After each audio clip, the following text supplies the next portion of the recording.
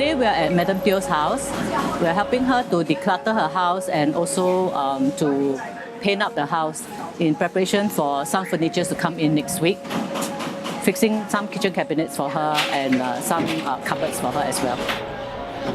Being a Garanguni woman, she is so used to just people giving her things and then she will just dump. So after decluttering a bit for her 2 years ago, her house became cluttered again. Everything spilled into the living room, the kitchen, even the bedroom.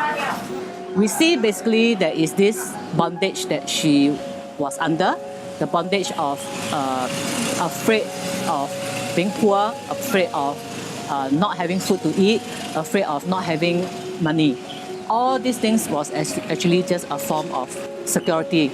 This is something that we see, it's not just a physical removing of the stuff in her life, it is actually the spiritual releasing of her from this bondage of having to hold on to things. Recently, when we were doing Madam Chua's house, she will go and visit every day. That Andy was and the team was there, and she was very amazed. And she desires to have the same kind of home that Madam Chua's house is turning into. The reason that we have chosen Madam Chua house is to honor her because the last 2 years she has been the catalyst in this place to bring people to Christ and in fact to the cell group and to the church. We want to let people see how God blessed her and provide this kind of blessing to her.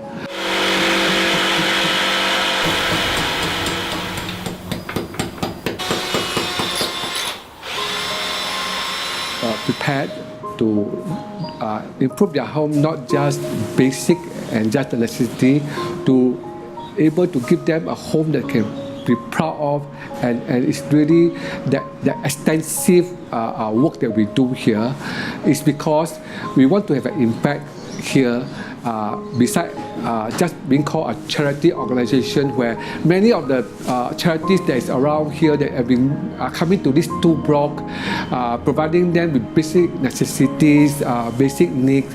And if we are going to do that, and we are just only be known to be just one of them, I just felt that we want to stand up for God. It's not for our own glory, but for God's glory as a church, that we are known that not just a charity group, but people who really want to love them, want to bless them, want to give them our best to them.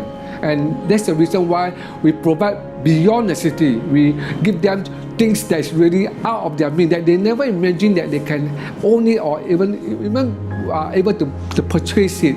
But of course, all this we thank God for His provision. Watching their lives, I see the love of God is so deep for them.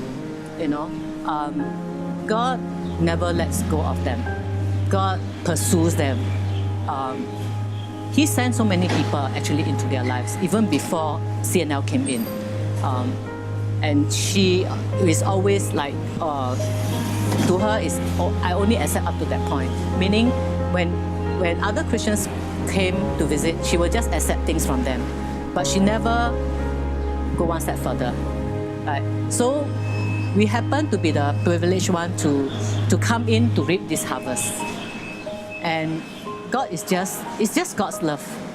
It's not something that we did because other people have done it before us. Right? But it is God that at the right time just sent us, and that it is also a growth process for us, that we see how God not only loves them, but actually God also loves us, because in this process we also learn what it means to touch people's life in this way. How impacting a life or a home like this also brings us that joy and that understanding that God does not despise the old, does not despise the outcast.